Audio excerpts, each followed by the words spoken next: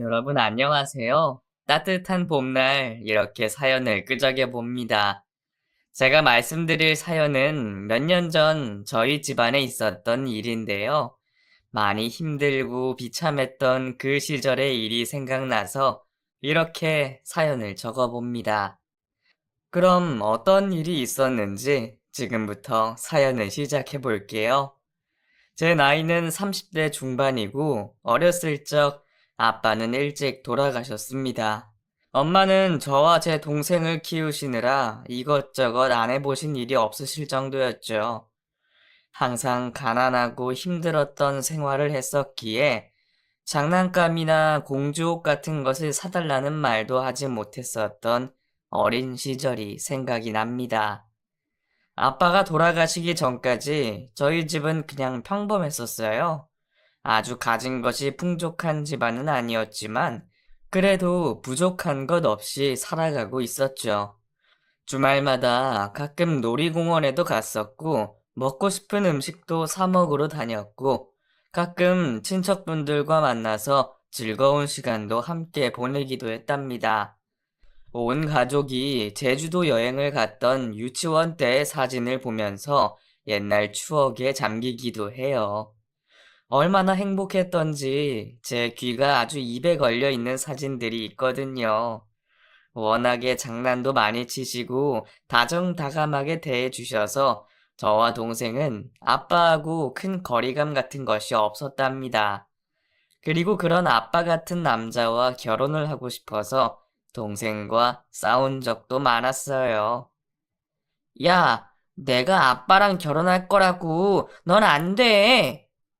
뭐야, 언니만 아빠랑 결혼해? 나도 아빠랑 결혼할 거라고. 아니야, 안 돼. 아빠는 나랑 결혼할 거야. 그치, 아빠? 응? 그렇다고 말해줘. 아이고, 요 녀석들이.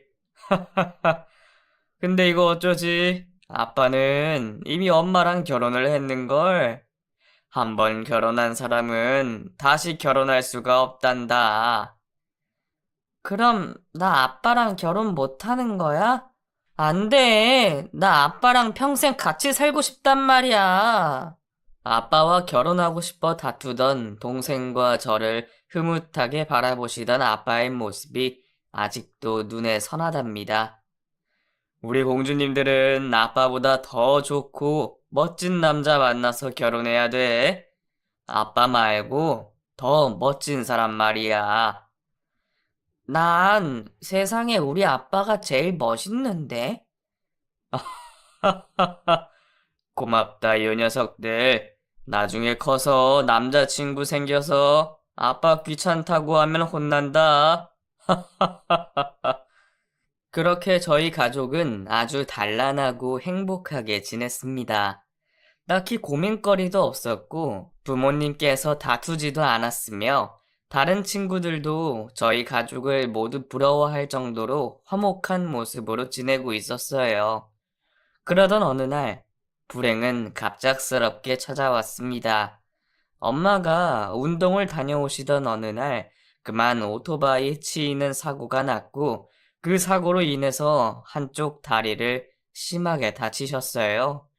그로 인해 아주 큰 수술을 받으셨고 엄마는 결국 목발을 짚고 다니는 장애인이 되고 마셨습니다.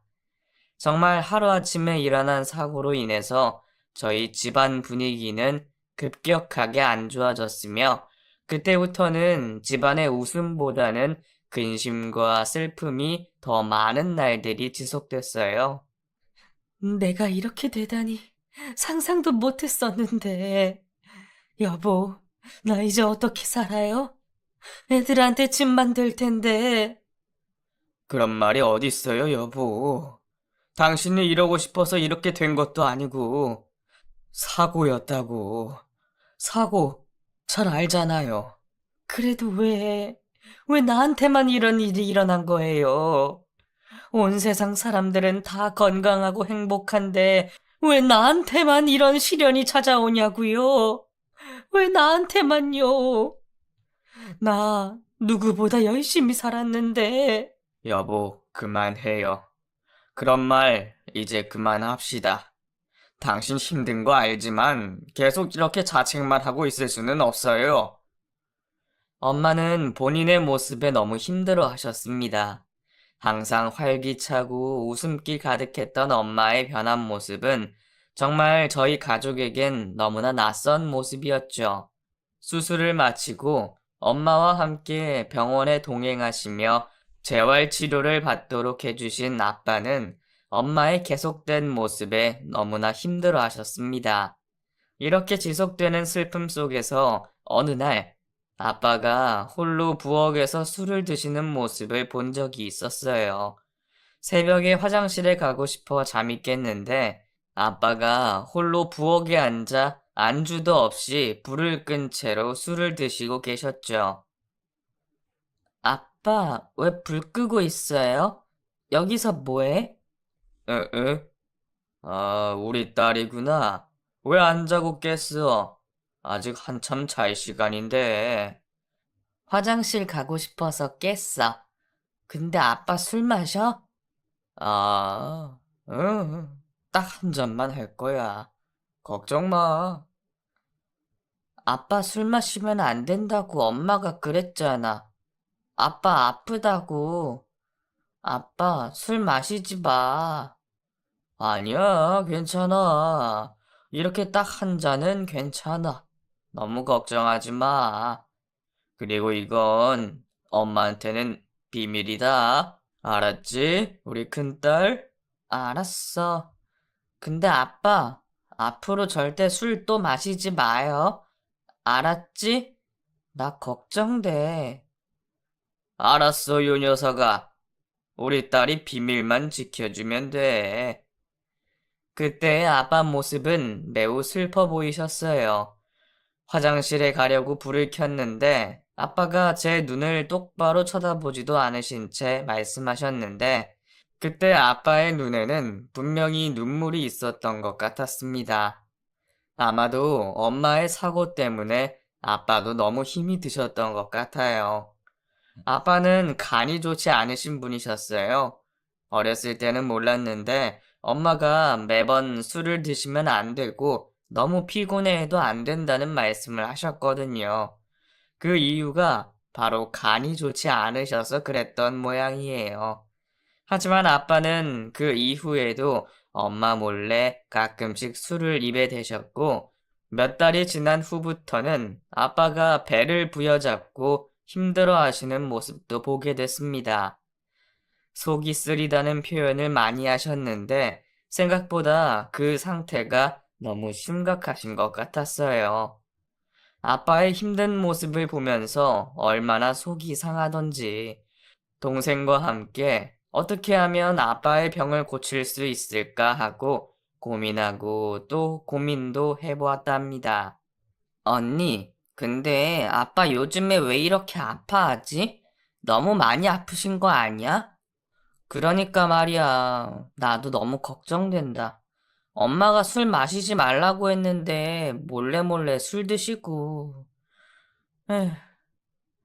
언니, 그러다가 우리 아빠도 많이 아파서 장애인 되고 막 그러는 건 아니겠지? 나 너무 무서워. 야, 너 그런 말 입 밖에 꺼내지도 마. 알았어? 그런 말 하면 안 되는 거야. 우리 아빠가 왜 장애인이 되니? 말 같지도 않은 말 하지 마. 응, 언니. 그래도 난 무서워서. 우리 아빠는 세상 최고 건강하고 착하고 멋진 분이시니까 절대 그럴 일 없을 거야. 알겠지? 쓸데없는 소리 하지 말고 우리 아빠를 위해서 그리고 엄마를 위해서 뭔가 도와드리자. 밥도 차려드리고 빨래도 해드리고 파티를 준비하는 거야. 파티? 무슨 파티? 나는 밥도 못하고 빨래도 못하는데. 걱정 마. 이 언니가 알아서 할 테니까.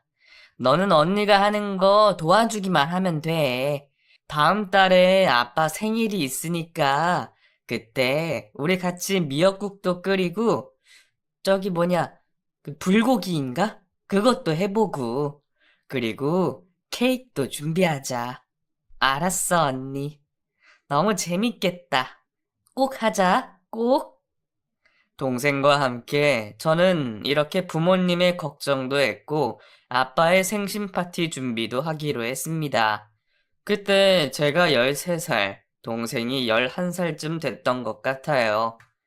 이맘때 준비했던 아빠의 생신 파티는 평생 잊혀지지 않는 좋은 추억으로 남아있답니다.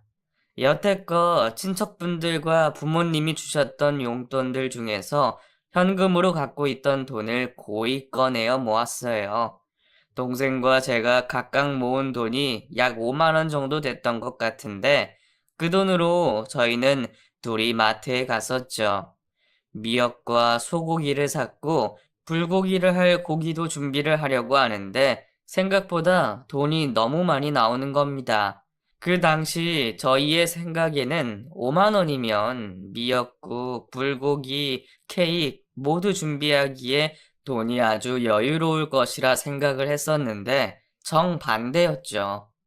마트 안에 있던 안면이 있는 정육점 사장님께서 저희가 직접 고기를 사러 온 모습을 보셨고 고기 가격에 많이 놀라는 모습을 보시더니 화끈하게 가격을 깎아주셨답니다. 아이고, 우리 꼬마 아가씨들이 아빠 생일이라고 준비하는 거야. 네, 아저씨. 근데 왜 이렇게 고기가 비싸요?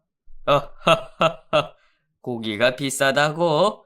원래 소고기는 비싼 법이여. 그래, 얼마 가지고 있는데? 저희 5만 원으로 미역국이랑 불고기도 해야 되고, 그리고 케이크도 사야 되거든요. 우리 공주님들이니까 이 아저씨가 그럼 확 깎아줄게. 그 대신 다른 사람들한테는 절대로 말하면 안 된다. 알았지? 정말요? 네, 감사합니다. 그래, 너희들 마음이 너무 예쁘다. 엄마 아빠 힘드실 텐데 이거 가지고 가서 맛있게 해드려. 알겠지? 만들면서 뜨거우니까 조심조심 만들고 여기 그 불고기 양념장 이거는 서비스로 줄 테니까 이거 넣어서 맛있게 만들어 봐라. 정말 감사해요, 아저씨. 정말 감사합니다. 제가 나중에 돈 많이 벌면 고기 아주 많이 사러 올게요. 저희는 그렇게 확 낮아진 가격에 고기를 준비하고 케이크도 준비했고 손수 쓴 손편지도 준비해서 집으로 갔어요. 그날은 엄마와 아빠가 함께 병원에 가시는 날이었기 때문에 저녁이 되어서야 부모님이 돌아오셨습니다. 난생 처음 만들어보는 미역국과 불고기였기 때문에 온 부엌이 난장판이 됐고 여기저기 고기 국물이 흐르고 난리도 아니었어요. 뭐를 어떻게 해야 할지 몰라서 너무 힘들었던 것 같아요. 그래도 정성을 다해 끝까지 음식을 만들었고 상을 펴놓은 채로 부모님을 기다렸죠. 저녁 8시가 다 돼서야 드디어 부모님이 오시는 소리가 들렸는데 두 분은 현관문을 여시기도 전부터 싸우고 계셨습니다. 여보, 이제 장애인이라는 말 익숙해질 때도 되지 않았어? 아니, 뭘 그렇게 화를 내? 뭐? 당신이 내 마음을 어떻게 알아? 나도 당신같이 멀쩡했을 때는 몰랐다고. 근데 막상 이렇게 되고 보니까 너무 마음 아프고 힘든 걸 어떡하냐고. 정말 나 너무 힘들어. 죽어버리고 싶어. 아니 여보, 애들이 있는데 당신이 그런 말을 하면 어쩌나? 당신이 강해져야 애들을 잘 키우지. 안 그래? 남들 시선 따위 신경 쓰지 말고 이제는 애들만 보고 좀 그렇게 담대해집시다. 그래야 우리가 산다고. 나도 그러고 싶은데 그게 마음처럼 잘 안 되는 걸 어떡해. 부모님의 싸우는 소리를 가만히 듣고 있던 저희도 그만 눈물이 흘렀습니다. 엄마의 마음이 어떨지 상상이 가면서 너무나 큰 마음의 상처가 느껴지더라고요. 맛있게 차린 상을 앞에 두고 저와 동생의 눈에서는 하염없이 눈물이 쏟아지고 있었어요. 싸우면서 들어오시던 엄마 아빠는 저희가 차려놓은 상을 드디어 발견하셨고, 그만 그 자리에서 두 분 다 오열을 하고 마셨습니다. 아이고, 내 딸들. 이 못난 부모 챙겨준다고 이렇게. 미안하다, 딸들아. 미안해. 너무 미안하고 고맙다. 앞으로 이 엄마가 정말 정신 차리고 우리 딸들 꼭 지켜줄게. 약속해. 무슨 일이 있어도 우리 딸들 하고 싶은 거 다 하게 해줄 거야. 정말 미안하고 고맙다. 아빠와 엄마는 어느새 화난 감정이 행복이라는 감정으로 바뀌어 있으셨고, 저희 가족은 그날 눈물과 웃음이 섞인 감동적인 생일 파티를 하게 됐어요. 불고기는 많이 짰고, 미역국은 덜 우러나서 아직 밍밍한 맛이 났지만, 그래도 그 자체만으로도 저희 가족은 모두 행복했어요. 엄마가 다시 간을 맞춰주셔서 살짝 끓여주신 덕분에 아주 맛있는 음식으로 변할 수도 있었답니다. 아주 행복하고 감동적인 생일 파티는 아직도 제 기억 속에 많이 남아 있어요. 그날 이후로 엄마는 조금씩 달라지기 시작하셨어요. 무언가 스스로 기분 좋게 하시려고 노력하는 모습이 아주 많이 보이셨습니다. 특히나 집안에 음악도 틀어놓으셨고, 일부러 밝은 분위기를 내시려고 커튼도 밝은 색으로 사서 갈아 끼우셨고, 간식도 손수 다 만들어 주시더라고요. 다리가 불편해서 이전처럼 집안일을 하실 때 빨리 하시지는 못하시지만, 그래도 그런 생활을 적응해 나가려고 노력하시는 것 같았어요. 엄마의 그런 모습 덕분에 아빠와 저, 그리고 동생까지 너무나 행복해지게 됐습니다. 이대로 저희 가족에게는 행복한 일만 있을 것이라는 생각을 하고 그렇게 지내고 있었죠. 저희 자매가 조금씩 성장하면서 생활비와 교육비 같은 것이 많이 비싸지게 됐고, 아빠는 조금 무리를 해서라도 저희 자매를 위해 열심히 돈을 버셨어요. 얼굴이 많이 피곤해 보이시고 주말에는 거의 누워서 일어나지도 못하셨지만, 그래도 아빠가 저희를 위해 노력하는 모습에 저희도 힘을 얻어 열심히 학원도 다니고 학교 생활도 했죠. 그러던 어느 날, 아빠는 심하게 가슴과 배의 통증을 호소하셨습니다. 처음에는 조금만 배를 부여잡고 있다가 괜찮아지셨었는데, 어떤 날은 그 통증이 가라앉지를 않아서 많이 힘들어 하셨고, 그로부터 몇 달 후에는 통증이 생길 때마다 꼭 약을 챙겨 드시더라고요. 무슨 약인지 저는 알지를 못했었는데, 나중에 알고 보니 그게 진통제였더라고요.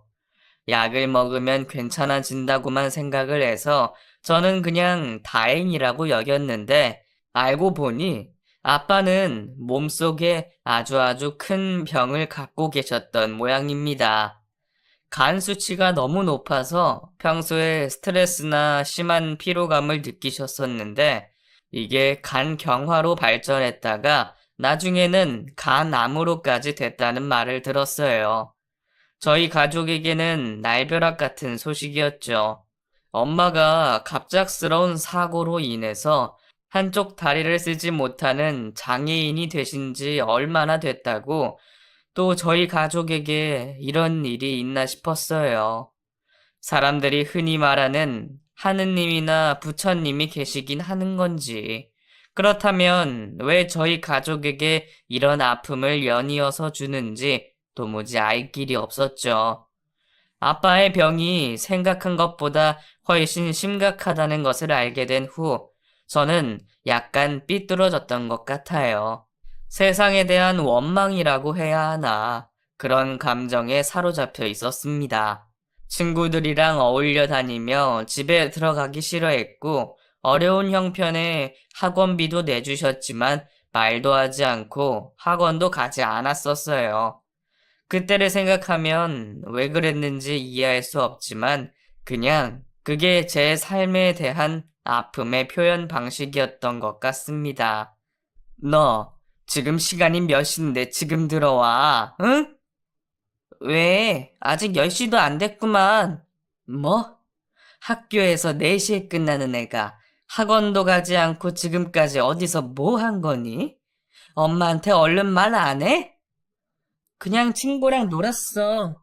밖에 돌아다니고 PC방도 가고 그랬다고. 됐어? 뭐가 어째? 너 요즘 왜 그래? 뭐가 불만이야? 학원은 또 왜 안 갔어? 너 학원 보내려고 아빠가 이렇게 열심히 일을 하는데 그것도 모르고. 누가 모른대? 나 다 알아. 근데 누가 내 학원 보내달랬어? 학원비 벌라고 그렇게 열심히 일하다가 누가 아프라고 했냐고. 난 학원 같은 거 안 다녀도 되니까 제발 그 돈 벌라고 아프지나 말라고. 제발 부탁이야. 이게 아주 못하는 말이 없어. 이 버르장말이 없는 녀석 같은 이라고. 너 오늘 엄마한테 혼 좀 나볼래? 응? 어디 실컷 혼내봐. 아주 그냥 내가 어디 나가서 집에 안 들어와 버릴 테니까. 이성을 잃고 막말을 쏟아내던 제게 철썩하며 엄마의 손이 날아왔고 저는 아주 세게 뺨을 한 대 얻어맞았습니다. 순간 아픔과 미움, 분노 같은 감정들이 막 뒤엉켜 있었는데 그때도 저는 참지 못하고 그대로 밖으로 뛰쳐나갔었어요. 그때 저와 가장 친하게 지내던 친구가 있었는데 제가 갈 곳은 오로지 그 친구 집밖에 없었습니다. 할머니와 단둘이 살고 있던 그 친구는 언제나 저를 따뜻하게 맞이해줬죠. 이 늦은 시간에 웬일이야? 너 울었어? 무슨 일 있는 거야?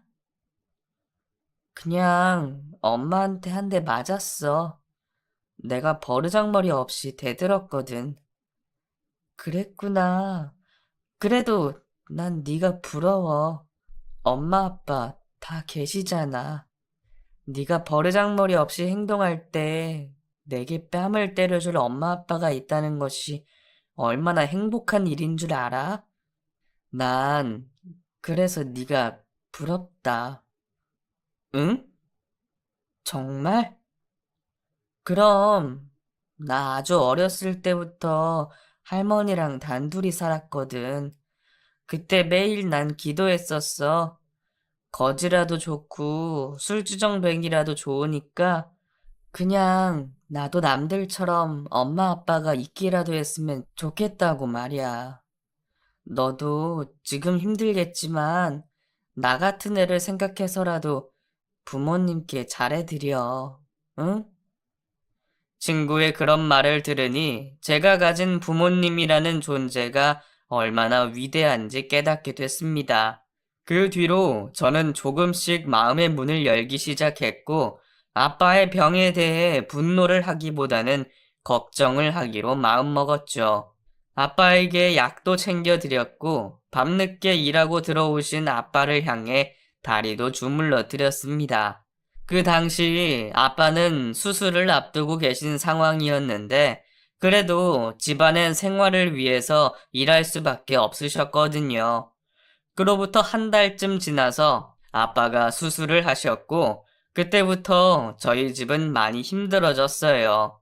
엄마는 아빠의 병실에 하루 종일 함께 계셨기 때문에 집안 생활은 조금씩 무너질 수밖에 없었죠. 돈도 없어서 학원도 끊었고 집안의 설거지와 빨래는 온통 저와 동생이 맡아서 했습니다. 그래도 아빠의 수술만 잘 되면 좋겠다는 생각에 동생과 저는 열심히 집안일을 도와드렸어요. 이런 시련도 아빠의 병만 낫게 되면 금방 끝날 것이라고 생각했으니까요.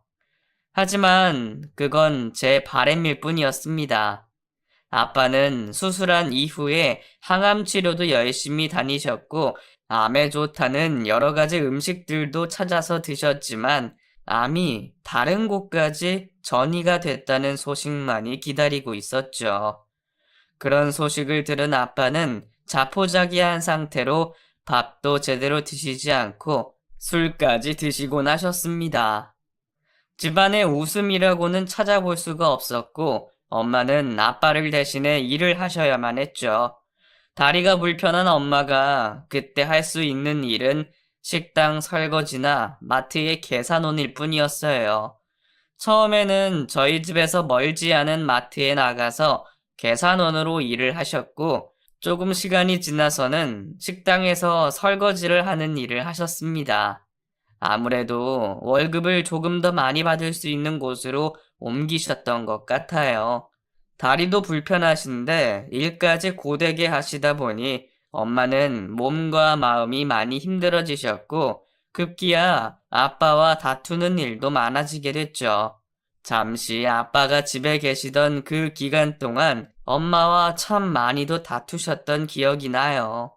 세상에 대한 원망도 했고 부모님에 대한 원망도 하셨는데 그냥 그걸 엄마에게 푸시는 것 같았어요. 하지만 엄마 역시 장애인이 되고 난 후 사람들의 시선과 일에 대한 어려움을 갖고 계셨기에 아빠의 그런 분노를 받아줄 여유가 없으셨죠. 많은 통증을 호소하시며 힘들어하시던 아빠는 결국 호스피스 병동으로 들어가게 되셨고 그곳에서 얼마쯤 지내시다가 결국 세상을 떠나셨습니다. 마지막으로 면회에 가서 아빠를 봤던 것이 아직도 생생한데 그때의 모습은 제가 알고 있던 아빠의 모습이 아니었어요. 영혼이 빠져나가고 있는 모습이라고 해야 할까요? 온몸은 앙상하게 말라 있었고 시선을 제대로 마주치지 못할 만큼 온몸에 기력이 없으셨습니다. 그럼에도 아빠 하며 부르는 제게 살짝 눈을 맞춰주며 입꼬리를 올려 미소를 짓는 그 모습이 너무 가슴 깊이 제 마음속에 박혀 있네요. 아빠를 그렇게 허망하게 보내고 난 후 저희 가족에게 삶은 그저 전쟁터였습니다. 엄마는 정말 치열하게 일을 하셨고 저와 동생은 학교에 다녀와서 집안일을 하며 시간을 보냈죠. 동생은 그래도 꽤 공부를 잘하고 있었기에 대학이라도 갈 수 있었지만 저는 그때 공부 자체를 할 수가 없는 상황이었어요. 그래서 공부를 아예 하지 않았고 성적은 하염없이 바닥으로 곤두박질 쳤죠. 고등학교만 겨우 졸업한 저는 패스트푸드점에서 알바를 하면서 시간을 보냈고 친구들을 만나 놀고 남자친구도 사귀고 술도 마시면서 시간을 보냈어요. 미래에 대한 특별한 꿈도 없었고 계획도 없었죠. 그저 제게 주어진 시간을 재미있게 보낼 생각만 하고 있었습니다. 그러던 어느 날 공부를 열심히 하던 동생이 제게 무언가 전문적인 직업을 가지면 좋겠다는 말을 하더라고요. 언니, 나 대학교 안 갈래. 아니, 못 가. 뭐? 왜? 너 대학교 간다고 했잖아. 공부도 잘하고.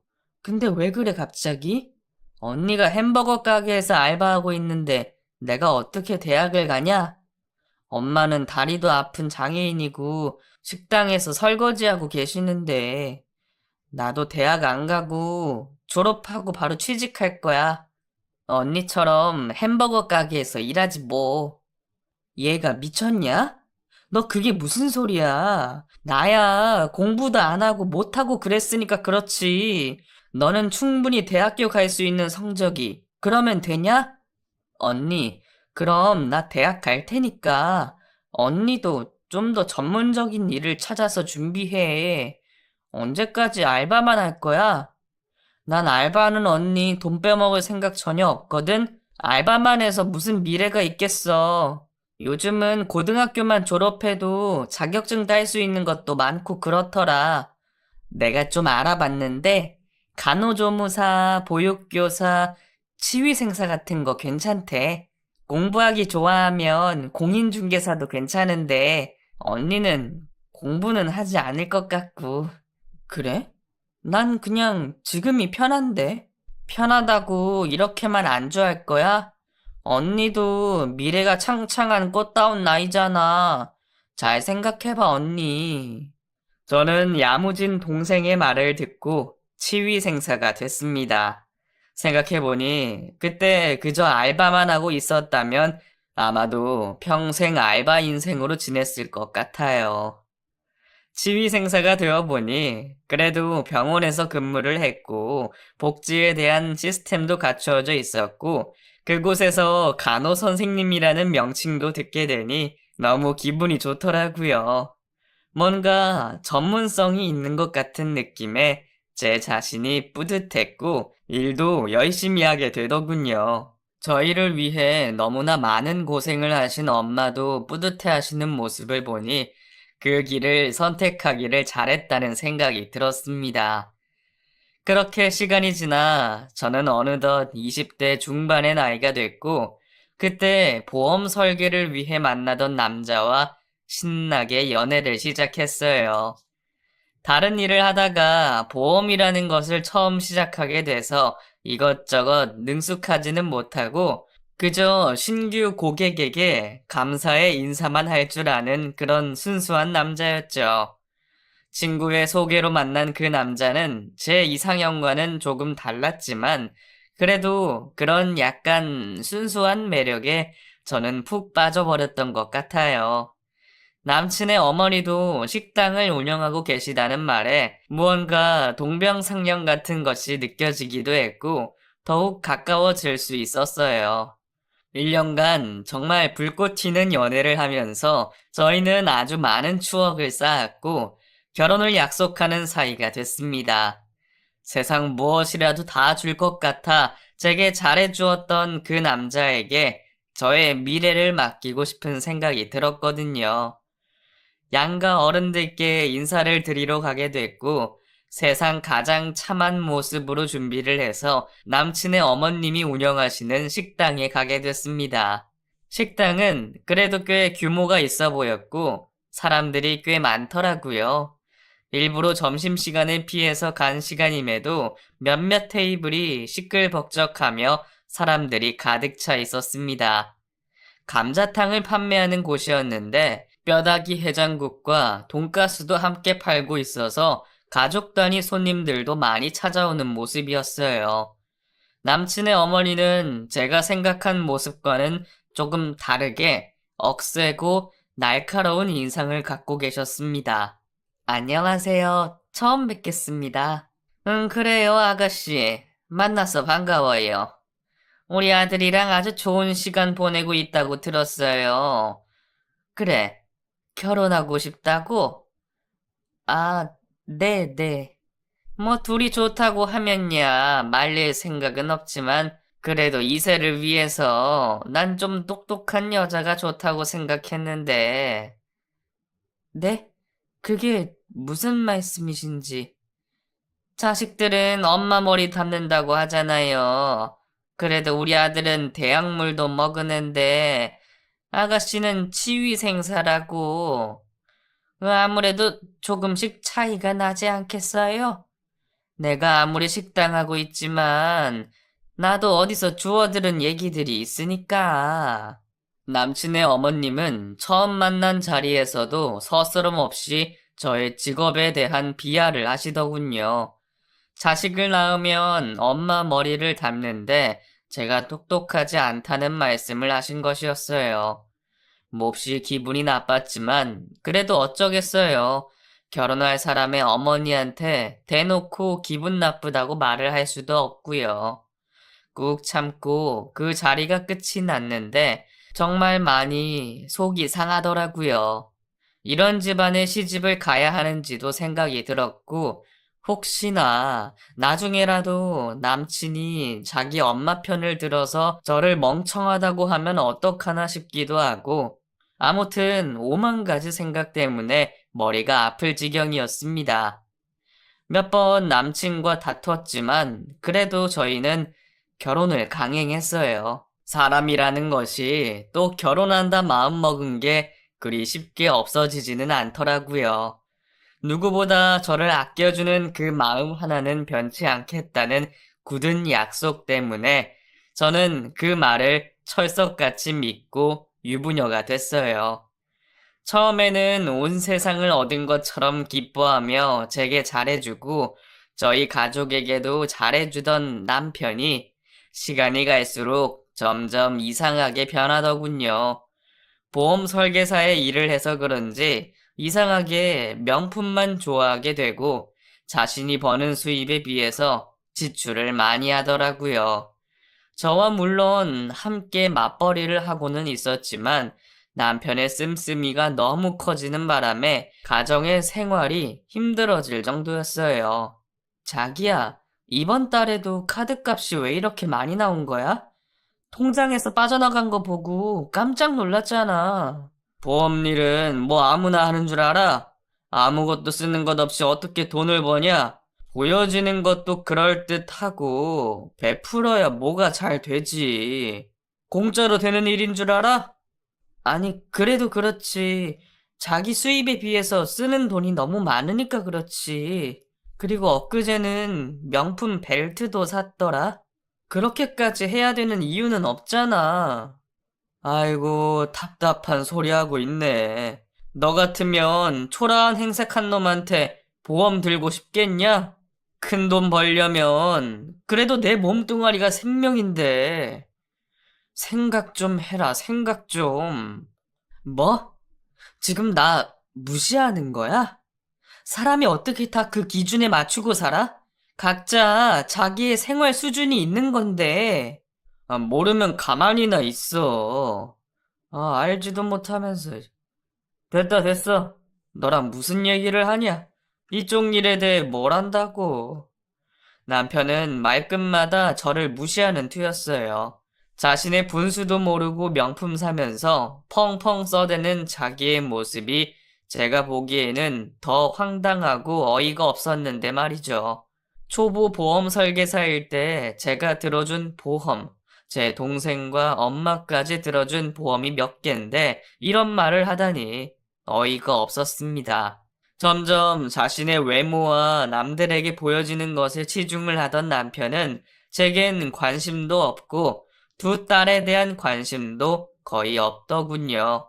오로지 자신이 남들에게 보여지는 이미지만 신경 썼습니다. 그러던 남편은 급기야 나중에 외제차까지 바꾸더라고요. 저와 단 한마디 상의도 없이요. 그 모습을 보고 저는 한바탕 집안을 뒤집어 버렸고 짐을 싸들고 친정에 와버렸어요.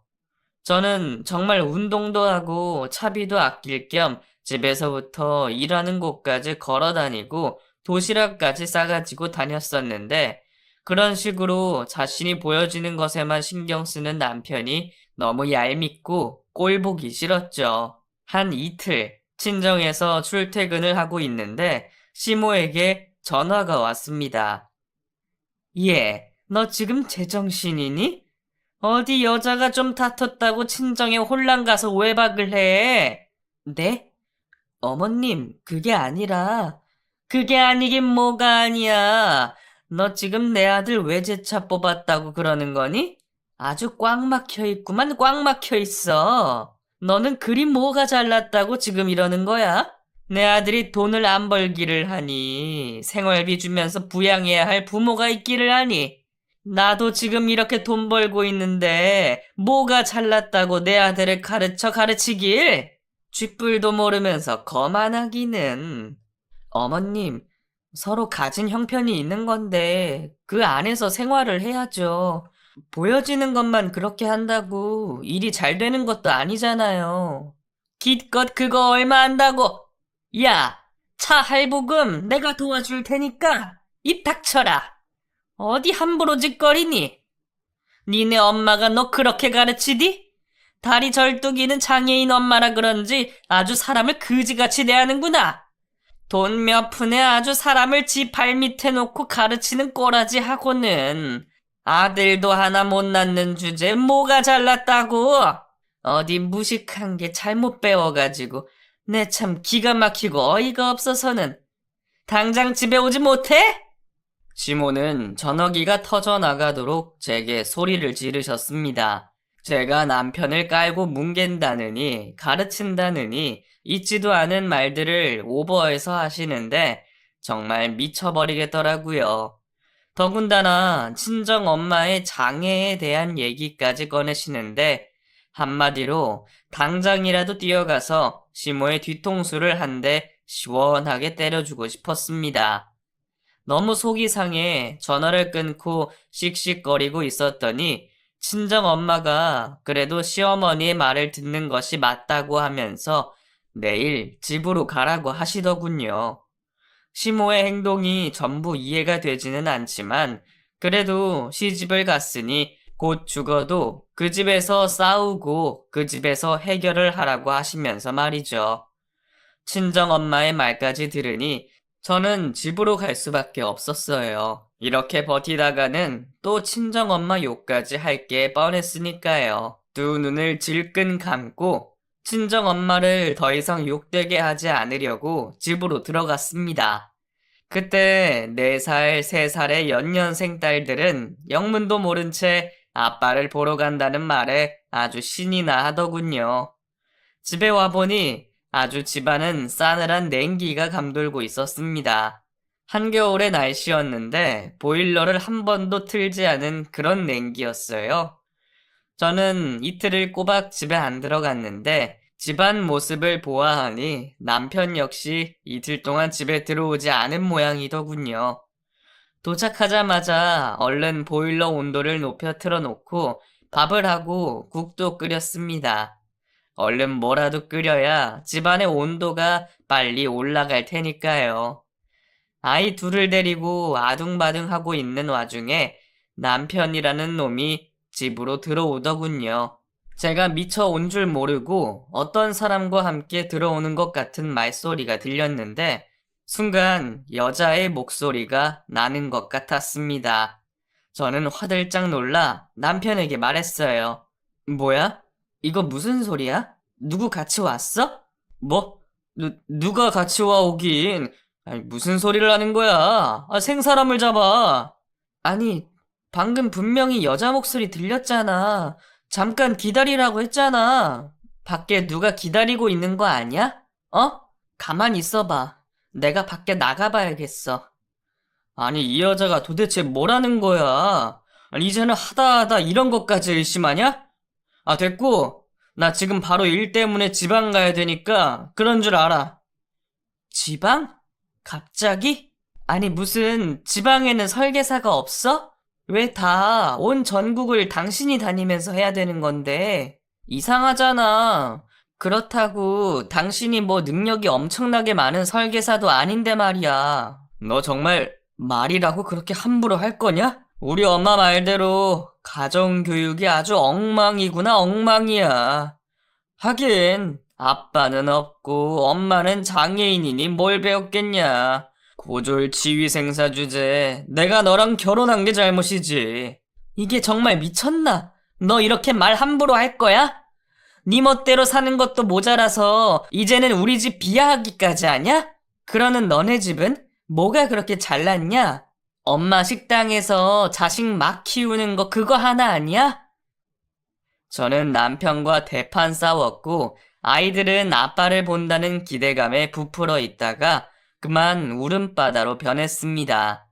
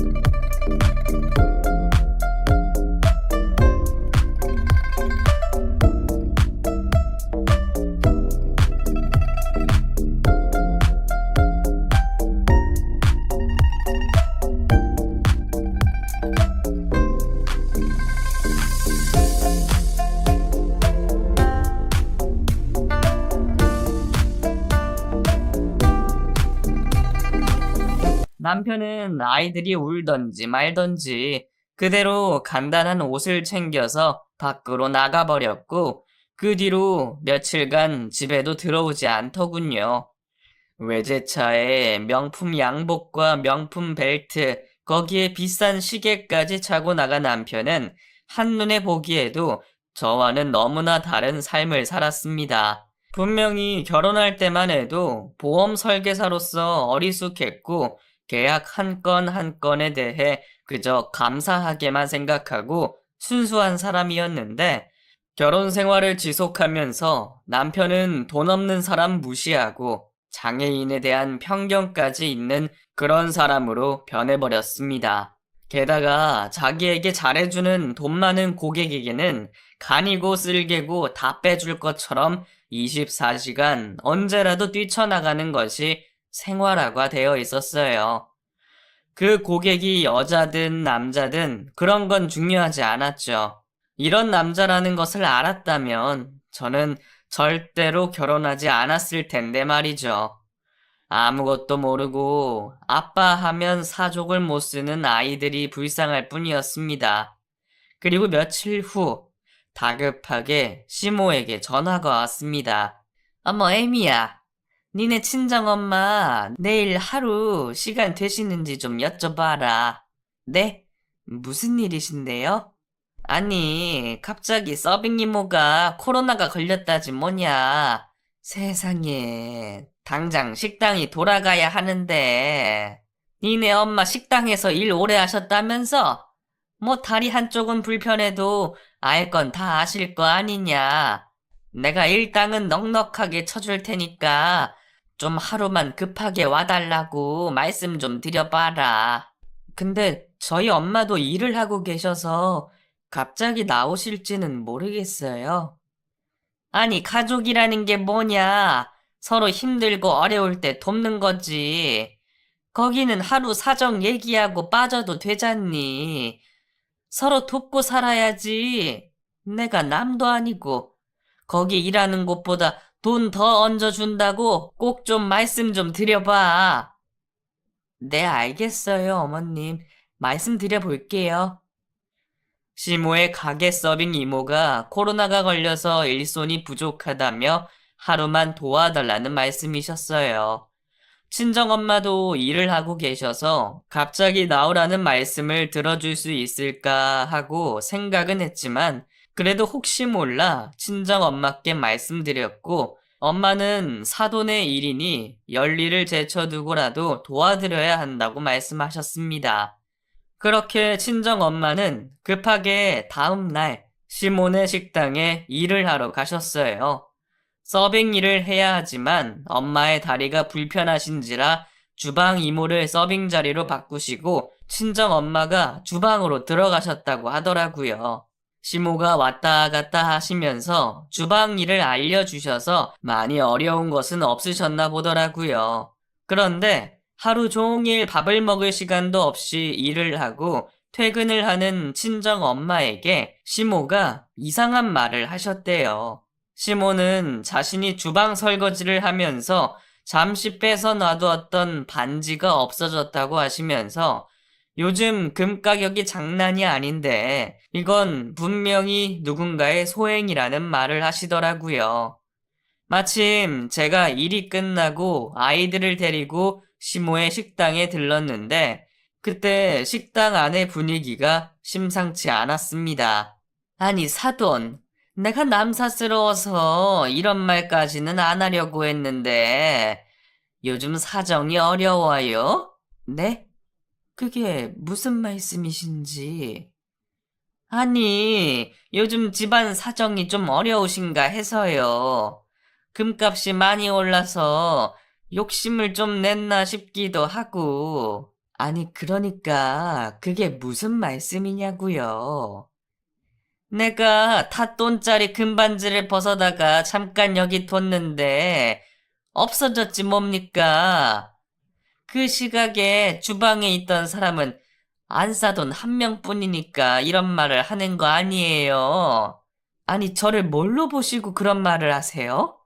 금반지가 없어진 거랑 제가 무슨 상관이냐고요? 아니시면 말지 뭘 그렇게 역정을 내세요. 참, 먹긴 놈이 성낸다고. 정말 웃기시네. 됐고요. 여기 이거나 받으시고 얼른 들어가세요.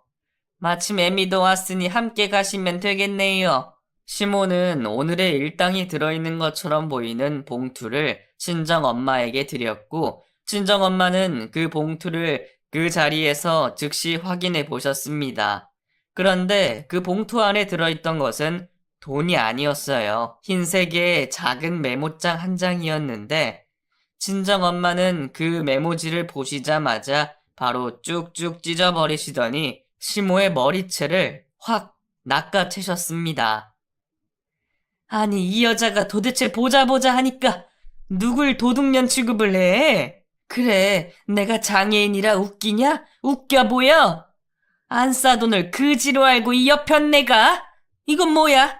이 무식한 여편네 같으니라고. 무식하고 못 배운 게 힘만 세가지고 어디서 이런 안 놔? 저는 친정엄마가 잡고 놔주질 않는 시모의 머리채를 놓아드리느라 애를 먹었습니다. 그리고는 잠시 후 친정엄마에게 가게 안에 CCTV를 모조리 확인해 보라는 말을 들었고, 저는 그 즉시 CCTV와 연결되어 있는 컴퓨터 쪽으로 가서 지난 몇 시간 전의 화면부터 모조리 돌려봤어요. 그리고 시모가 빼놓은 반지가 시모의 실수로 떨어져 냉장고 밑쪽으로 흘러 들어가는 것을 확인할 수가 있었죠. 그 모습을 본 친정엄마는 소리치셨어요.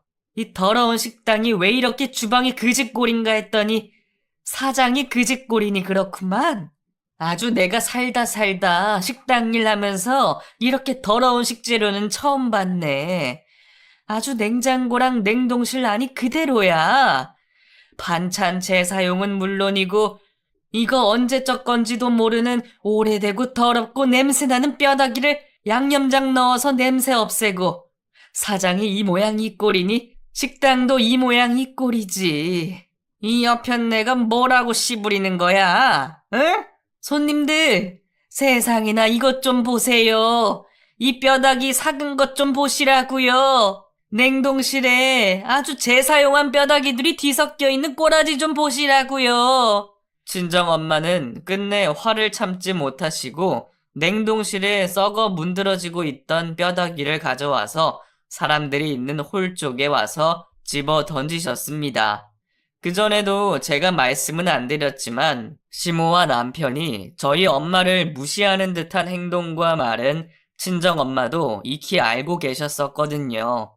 시모는 딸만 둘이나 낳았다고 자식 낳은 후에도 빨리 일을 시작하라고 닥달을 하셨고, 둘째 아이 100일도 되지 않아 어서 아들을 만들어 낳으라고 엄청 말을 하셨던 분입니다. 그동안 저는 무식하다고 구박받고 가정교육 못 배웠다고 구박받던 서러움을 친정엄마의 행동으로 인해 어느 정도 보상을 받을 수 있었던 것 같아요. 제 속이 아주 다 후련했거든요. 더 이상 남편에 대한 미련도 없었던 저는 이윽고 이혼이라는 것을 선택하게 됐습니다. 솔직히 처음에는 망설였던 부분도 있었지만 자신만 알면서 집안과 아이를 등한시하는 남편에 대한 믿음이 남아있지 않았어요. 저는 그렇게 그날 사건을 이후로 이혼을 하게 됐고, 그동안 제가 모아둔 돈과 엄마가 들어놓은 적금, 그리고 대출까지 더해서 아주 작은 반찬 가게를 오픈하게 됐습니다. 아이 둘 데리고 앞으로 살아가려면 엄마와 함께 미래에 비전 있는 일을 도전해보고 싶었거든요. 제가 당당해야 아이들에게도 좀 더 멋진 엄마가 될 수 있을 것 같아서요. 열정과 성실을 다해 하나하나 반찬을 만들었고, 하루하루 만든 음식은 모두 다 소진했으며 남은 반찬은 동네의 어려운 사람들을 나누어 주면서 장사를 했습니다. 그 덕분에 동네 사람들에게 좋은 인상이 되었는지 소개가 끊이질 않았고, 저희 가게는 단골 손님이 많이 생기게 됐죠. 오후 시간에는 알바도 한 명 써서 아이들과 충분히 시간을 보낼 수 있게 만들었기 때문에 아이와 저, 친정엄마 모두 너무 만족하고 있답니다. 나중에 들은 소문으로는 시모가 운영했던 식당은 그때 그 안에 있던 식당 손님들에 의해 위생과에 신고가 됐고 벌금에 영업 정지 처분까지 받았다고 해요. 그리고 그 소문이 일파만파 퍼진 데다가 코로나의 위기까지 더해져 폐업 위기에 처해졌다고 합니다. 명품 밝히며 돈 많은 사람 좋아하던 남편은 돈 많은 유부녀와 바람이 났다가 개망신을 당했다는 소문도 들었어요. 아마 저랑 살고 있던 그때도 그년이랑 둘이 엄청나게 바람을 피우고 그랬나 보더군요. 몇 년이 지난 지금, 이제는 그런 일은 관심이 없습니다. 그러든지 말든지 제 가족의 행복이 우선이고 모두 지나간 일일 뿐이니까요. 여러분들도 힘든 일을 겪으셨다면 이제부터라도 힘을 내서 다 잊으시길 바라겠습니다. 열심히 살아가니 또 살 길이 생기더라고요. 그럼 모두 화이팅 하세요. 제 글은 여기서 마치겠습니다.